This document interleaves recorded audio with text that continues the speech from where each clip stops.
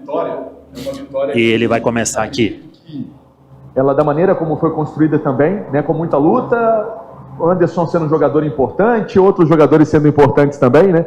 E o Matheus Pereira com aquele gol. Eu queria que você falasse um pouco dessa questão e um pouco também sobre esse papel do torcedor, né, que é um papel gigante ali no fim do jogo. E eu vi, presenciei você chegando e falando assim, galera, vamos para lá, vamos para perto dessa nação celeste. Obrigado. Boa noite. A gente sabia das dificuldades que ia encontrar aqui quando a gente analisou os jogos da equipe do Atlético Goianiense. Uma equipe que vem aí com uma linha de trabalho já estabelecida e bastante consistente nos comportamentos que tem. Então, estava claro para a gente que a gente ia ter que saber passar por momentos de dificuldade no jogo. E o nosso time, ele conseguiu ter essa maturidade e entender o jogo e se adaptar ao longo do jogo nesse sentido. A gente pontuou várias coisas no intervalo e uma das coisas que foram pontuadas é para que a gente, de novo, sabia que ia passar por dificuldades, mas que a gente mantesse a tranquilidade e que a gente focasse no momento decisivo, porque a gente ia ter chance. Tá dando um reverb aí. Tá. A gente ia ter chance de vencer o jogo, né? E a equipe teve o mérito de, na reta final do jogo, a partir dos 15 do segundo tempo para frente, ou 20 do segundo tempo para frente, conseguir ter uma certa imposição e empurrar o adversário para trás. E numa dessas situações, o Matheus, bem colocado, numa zona de finalização, onde ele é um bom finalizador, teve a felicidade, né, de ser muito preciso, né, ter uma boa solução técnica ali e foi feliz. Um dos pontos que a gente sabia de dificuldade era que a gente ia lidar com um intervalo menor entre os jogos, além de viagem, né? Quando o Atlético Goianiense teve mais tempo para desenvolver as suas ideias de jogo e também para abordagem estratégica do jogo. Então, eu acho que a gente soube gerenciar essas desvantagens e teve mérito na construção da vitória. Não foi uma vitória que a gente iniciou superior, foi superior, mas a gente soube construir, né, momentos de imposição e construir a vitória ao longo do jogo. Seabra, talvez o Cruzeiro tenha tido alguns momentos de dificuldade na partida. Isso se deve a quê? Ao calor, ao adversário também que está precisando pontuar na tabela da Série A? Porque o Cruzeiro às vezes não conseguiu encaixar tanto assim como desde o minuto que fez o gol, depois criando mais oportunidades aqui hoje? Olha, primeiro responder a questão da torcida, né?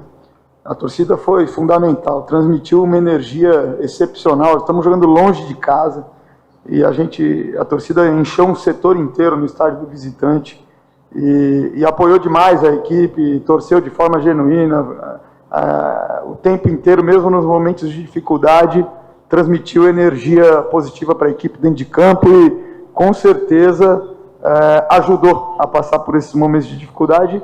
Como um gesto de gratidão no final, eu busquei mobilizar a equipe para que transmitisse, né, e compartilhasse esse momento bacana.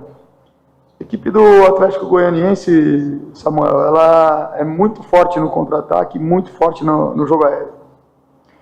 E a partir do momento que eles tomaram o gol numa reta final do jogo, eles focaram totalmente em pesar nossa última linha, colocar jogadores altos e fazer cruzamentos.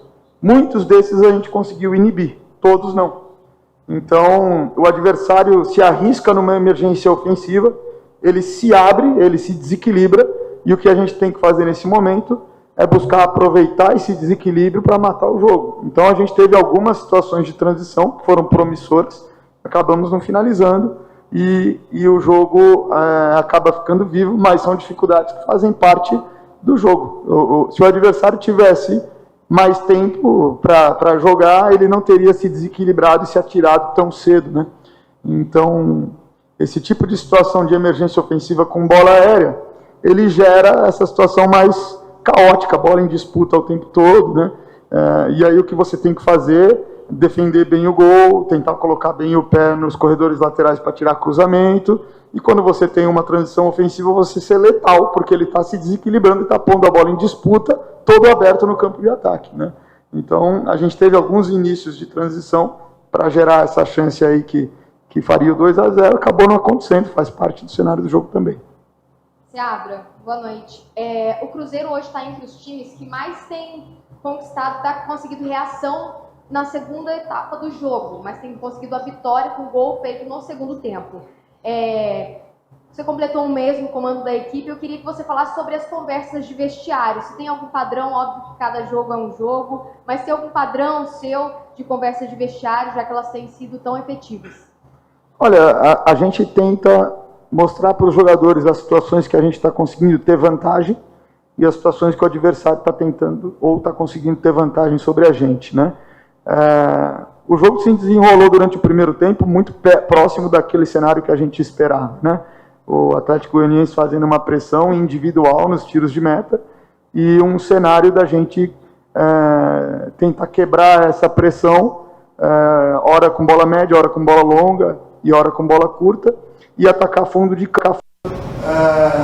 E prevaleceu em boa parte do primeiro tempo, e a gente pontuou algumas situações para ser um pouco mais efetivo nisso, e os cuidados com as bolas paradas defensivas. Acho que a gente fez um bom primeiro tempo nesse sentido, uma equipe muito forte, a gente conseguiu neutralizar, mas acho que além da conversa do vestiário, eu acho que o fator primordial é a isonomia com que a gente tem trabalhado o grupo, né? Então, todos os jogadores, eles têm carga de treino praticamente igual e de informação e de atenção. Então, acho que as entradas no jogo hoje foram muito boas também, né? A gente vem de um cansaço excessivo, a gente sabia que as trocas iriam ser importantes, e os jogadores que entraram conseguiram elevar o nível de rotação e cobrir as distâncias que a gente precisa cobrir no jogo que a gente propõe, seja para defender, seja para atacar. E eu acho que esse foi o fator primordial, né? Todos entenderem e serem capazes e serem oportunizados no momento correto durante a partida. Esse é sempre um desafio do treinador, né? O melhor timing para se fazer uma troca, duas trocas, né? E nem sempre esse processo funciona de forma linear. Você tem um raciocínio, você tem uma lógica, mas na hora que a coisa acontece na prática, ela pode seguir a lógica que você imaginou ou não, né? Mas, sobretudo, eu acho que os jogadores estão, como um todo, entendendo cada vez mais a proposta, entendendo as missões de tática individual das posições que eles têm que cumprir, e acho que a gente fez as trocas, mas manteve a coerência coletiva e até recuperou um pouco da dinâmica de jogo e ajudou a gente nessa reta final empurrar e ter um pouco mais de domínio no campo de ataque, que foi o tipo de situação que gerou o lance do gol, né? Fernando, sobre essa questão até de Matheus Pereira e Vitinho, queria te perguntar sobre esses dois atletas. Matheus Pereira, que é um jogador que, quando você menos espera, ele faz o gol, né, porque tem essa capacidade criativa. Você fala muito dessa parte tática, mas tem o criativo dele também, que é aguçado. E esse garoto que você conhece tão bem, como outros garotos, você lançando aí a primeira vez no jogo no time principal, o Vitinho, que tinha essa expectativa e aconteceu, né? Eu queria que você falasse um pouco desses dois, um já mais experimentado e o outro que está começando essa vida agora no Cruzeiro. Sim. O Vitinho, assim, ele é um jogador que cresceu muito no processo ali do Sub-20, porque ele aceitou o desafio da adversidade. Então ele aumentou demais a taxa de trabalho dele em treino, ele aumentou demais a taxa de trabalho dele em jogo. Quando ele veio para a gente da Ponte Preta, ele era um camisa 10 que jogava próximo do centroavante, mais no corredor central, como um jogador de definição ou de assistência, né? Sendo um articulador de último terço, de fase final. E a gente entendia que ele era muito bom em espaço reduzido, mas que a gente precisava potencializar também nos espaços de velocidade do jogo. Então, usar ele como médio, ora por dentro, ora por fora, ora atacando a última linha do adversário, aumentar essa variabilidade técnico-tática e a dinâmica de jogo dele, e ele respondeu muito bem ao longo do ano passado, que ele trabalhou no Sub-20, e ainda na Copa São Paulo, ele precisou ser utilizado em várias partidas como lateral esquerdo e elevou demais o nível de competitividade, de duelo, e deu conta. Então, quando o jogador é testado e provocado nessas adversidades na formação dele, ele está mais preparado, porque essa é uma situação muito importante, especial, de adversidade para ele, marcante na carreira. Então, pelo fato dele ter respondido muito bem a todas essas adversidades, eu tinha muita segurança de que ele seria competitivo, que ele daria conta das missões essenciais ali da posição, para defender, para atacar, para fazer as transições, né? E naquele momento específico do jogo, a gente precisava de uma dinâmica no meio espaço e na lateral esquerda ali, e que ele voltasse a fazer dobra, desse mais uma opção para o Marlon, que ele também atacasse as costas do lateral, ou que ele abrisse para o Arthur voltar a atacar as costas do lateral, que o Barreal teve uma dinâmica muito boa no primeiro tempo, mas essa dinâmica ela começou a cair ao longo do segundo tempo, e eu precisava, em especial, de um pé esquerdo ali, por causa dessas rupturas, e por receber a bola no corredor lateral.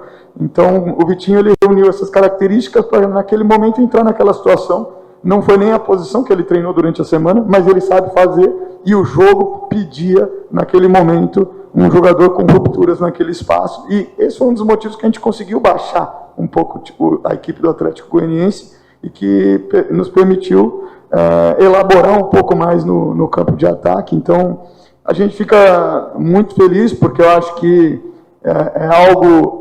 um momento marcante, simbólico para o jogador, mas ele é também para toda a cadeia do processo do clube.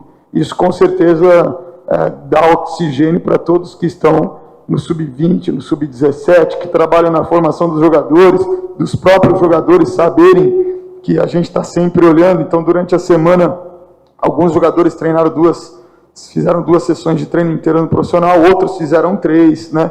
A gente acabou optando também por trazer o Joseph pela taxa de trabalho que ele colocou nos treinos, ele, com um nível de rotação e de intensidade e de domínio das funções também muito alto.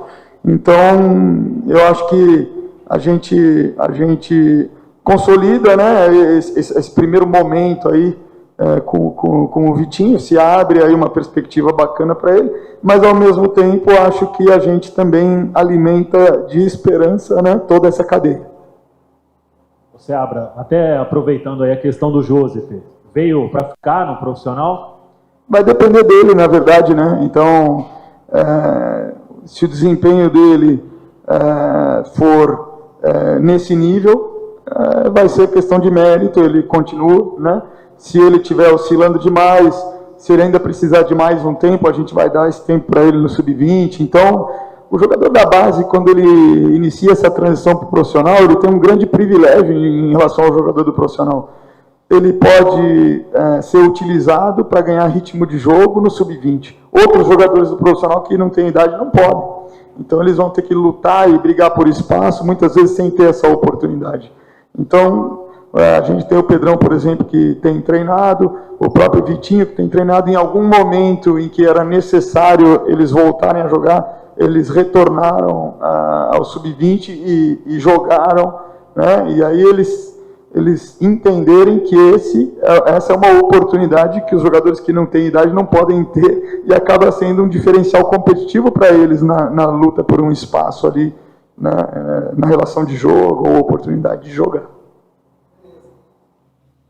Muito bem. Espera aí que vai pedir um pronunciamento. Aí, ó, eu queria dar o parabéns para minha esposa pelo Dia das Mães, né? Minha família mora em São Paulo. Para minha mãe, pelo Dia das Mães, que também mora em São Paulo. Para todas as mães cruzeirenses e para todas as mães do futebol, porque os filhos se formam, crescem longe de casa, né? Depois viram jogadores profissionais e também não param em casa. Então, é uma vida de muito afastamento, de muita renúncia nesse sentido, e as mães do futebol, elas são muito guerreiras, então eu queria dar esse parabéns aí para elas, dedicar o jogo de hoje, o dia de hoje para elas.